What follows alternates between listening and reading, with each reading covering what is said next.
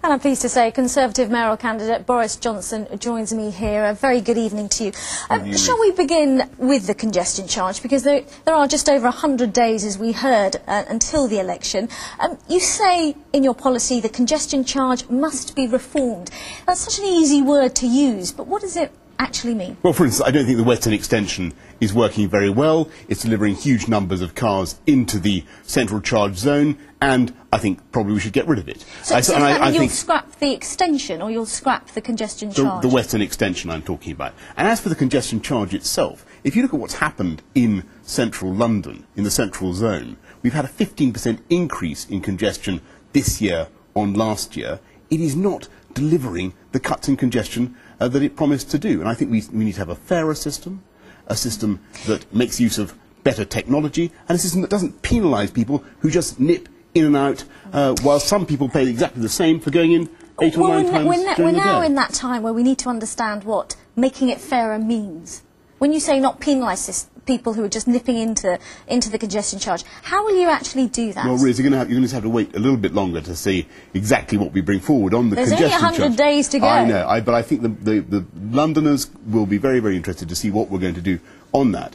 But I don't think you necessarily need to be charging the same whack throughout the day. I don't think you need to be hitting people across the board with exactly the same. So the message on congestion charge is it will be there, but wait and see. And one thing I absolutely guarantee, we will be less punitive than the current regime. I think it's unbelievable that Ken Livingstone is taking £55 million in fines from Londoners for the congestion charge. We will institute a regime that gives them longer to pay, 5 days as opposed to the current regime, and we will make sure that the maximum fine is at a more reasonable level of, say, 40 times, as they have in Sweden. Let's stick with transport, because it is a big issue for Londoners. We went out today, and here's one question directly for you, Boris Johnson. How much can they cap the rail fares, the underground fares, because every year it just goes up so enormously? I would like to say to Boris Johnson, what are you going to do about the rising cost of transport in London? Well, Boris Johnson, what are you going to do about that? It's perfectly true that fares have gone up very considerably under this mayor. And if you look at what's happening with people, suppose you want to get a tube from, through a one-zone tube fare, costs you £4. It's higher than almost any other capital in Europe. I cannot believe that it's impossible to do something for people who might be workers coming into London who don't have an Oyster card. Well, let's look at the huge amounts of money that are being spent by Transport for London on their own civil servants. There are 112 officials in Transport for London who are currently earning more than £100,000 a year. Bus subsidies are now running at £680 million. So will you look at capping rail fare and tube fares for passengers? I'm certainly going to look at making it less punitive, less shocking to the system for those who want to use the tube on a one-off basis. It's certainly true that you've got to be absolutely clear about this. There is a good argument for trying to encourage people as much as possible to use the Oyster card. It is a very sensible way of getting around. You say less punitive, but you did approve a design for a different type of bus by Autocar magazine. Riz, that would cost £400 million. Steady on, steady. I didn't approve it. Are you in favour of it? What I said was that it had superficial attractions, and that when I get in, as I very much hope I will, we're going to have a proper competition in which that, of course, can be an entrant, to design a successor to the bendy bus. That will be a mass mover. Getting rid of bendy buses will cost, won't it? Well, it's very hard to... We've been trying to cost it, but it's very hard to work out exactly. Transport for London is being very, very difficult about this. Actually, I don't think it would cost that much, because you'd simply tell the bus companies that they had to reschedule their contracts and gradually pension off the bendy buses and hire in... TfL say will cost £80 million.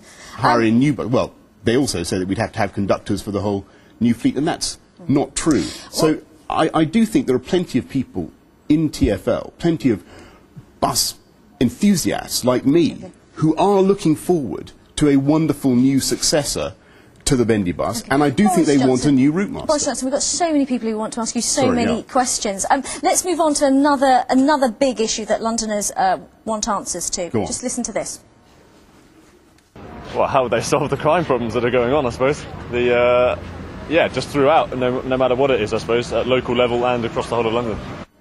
I do think this is the #1 issue, and it's something that, it's really one of the main reasons I'm coming in to do this, because when I was a kid in London, 30 years ago, it wasn't as scary as it is now.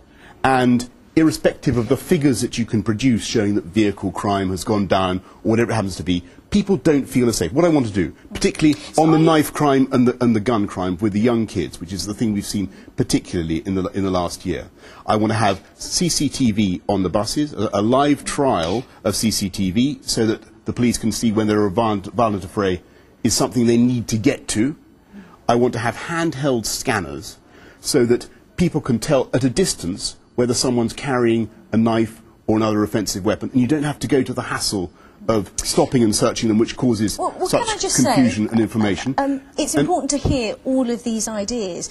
For example, though, one of the other mayoral candidates, the Lib Dems, Brian Paddock, has said that if crime is the #1 issue for Londoners, he's the man to tackle it, and he's pledged to cut it by 20% or stand down after the first term. Are you willing to put a figure on it? I think, obviously, I'm really willing to listen to whatever anybody has to contribute to this debate.